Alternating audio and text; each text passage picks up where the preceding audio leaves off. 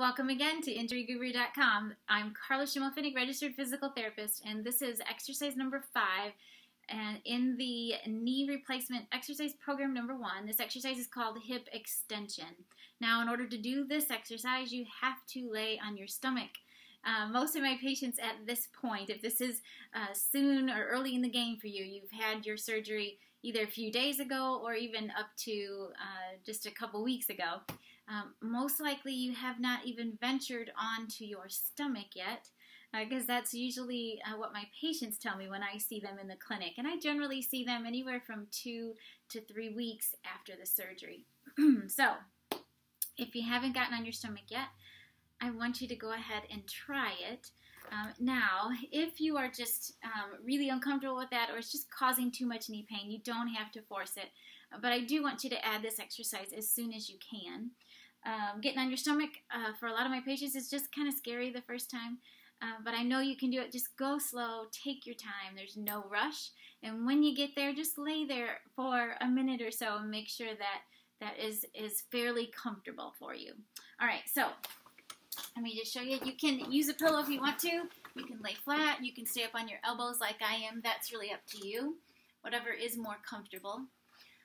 Sometimes for my patients, I will actually roll up a small towel and just place it right under the thigh, because that actually keeps the leg up a little bit, and if you still have staples, or if your incision is still pretty fresh, that keeps the knee and that incision then up off of the couch or your bed, and keeps from too much pressure on that incision. So if you need that, try that.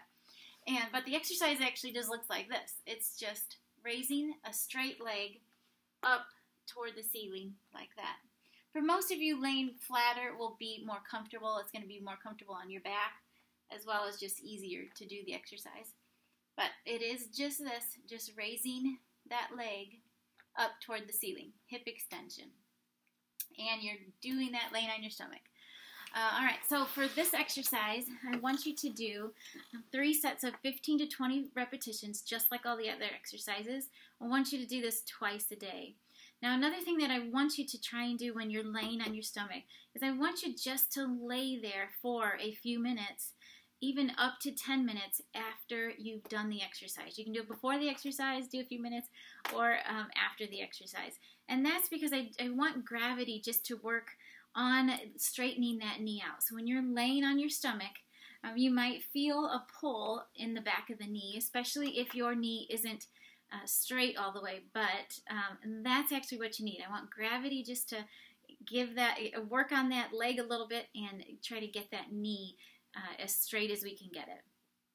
I haven't emphasized that so much in these videos so far, but now since we're getting toward the end, I just want to mention and emphasize a little bit about getting that knee straight. So bending the knee, getting the bend back in that knee is important, but it's also really important to make sure that that knee is straightening out as much as you can. The sooner you get that straight, the easier it's all going to be. If it's too long, so if it's 4 and 6 weeks, 8 weeks down the road and that knee is still not straight, it's just going to be a little harder to get it straight, and you may have to just work a little harder. So work on bending that knee, and definitely work on getting that knee as straight as you can. Don't forget about walking around the house, or if you're going out and about, you can walk around in a store or in a local gym at a school maybe.